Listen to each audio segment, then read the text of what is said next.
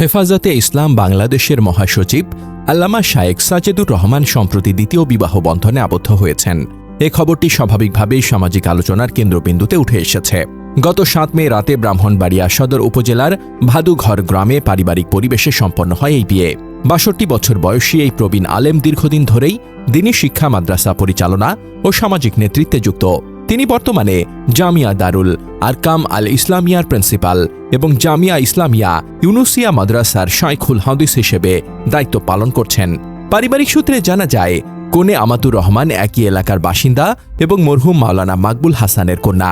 এটিও তার দ্বিতীয় বিয়ে। পূর্বের সংসারে তার একটি ছেলে ও এক মেয়ে রয়েছে।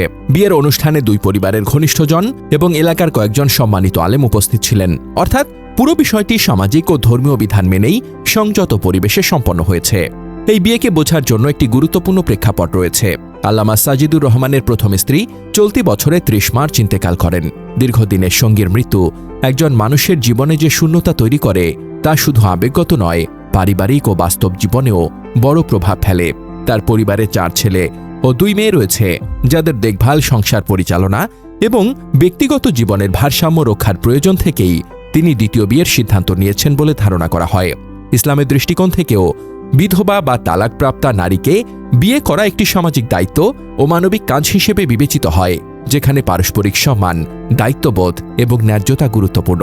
অন্যদিকে সাম্প্রতিক সময়ে রফিকুল ইসলাম মাদানিয়ের দ্বিতীয় বিয়েকে ঘিরে যে সমালোচনা তৈরি হয়েছে তার প্রেক্ষাপট একেবারেই ভিন্ন। প্রথম স্ত্রী সন্তান প্রসবের মাত্র ১ সপ্তাহ আগে দ্বিতীয় বিয়ে করার ঘটনাটি সমাজে ব্যাপক প্রশ্নের জন্ম দিয়েছে। ভাবা যায়, একজন নারী যখন জীবন মৃত্যু সীমানায় দাঁড়িয়ে, তখন তার স্বামী নতুন করে সংসার শুরু করার প্রস্তুতি নিচ্ছে। ইসলাম একাধিক বিয়েকে বৈধতা দিয়েছে, এটা সত্য, কিন্তু ইসলাম কি এমন সময়কে সমর্থন করে? ইসলাম কি বলে তোমার স্ত্রী যখন সবচেয়ে অসহায় তখন তাকে মানসিকভাবে ভেঙে দিয়ে তুমি নতুন সম্পর্কে জড়াবে?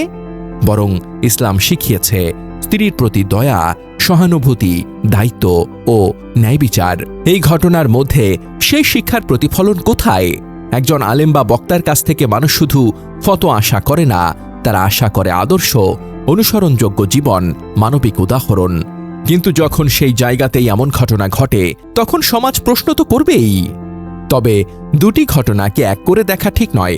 একদিকে রয়েছে একজন প্রবীণ আলেম, যিনি দীর্ঘ দাম্পত্য জীবনের পর স্ত্রী হারিয়ে বাস্তব ও পারিবারিক প্রয়োজনের প্রেক্ষিতে নতুন করে সংসার শুরু করেছেন।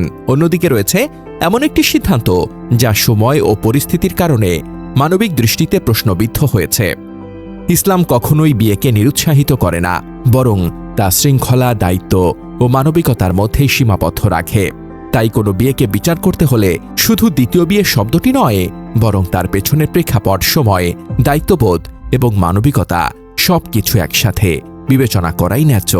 সকল বৈধ কাজই সম্মানজনক নয়, আর একজন মানুষের প্রকৃত মর্যাদা নির্ধারণ হয় সে তার সবচেয়ে দুর্বল মানুষটির পাশে কতটা দাঁড়াতে পারে তার উপর।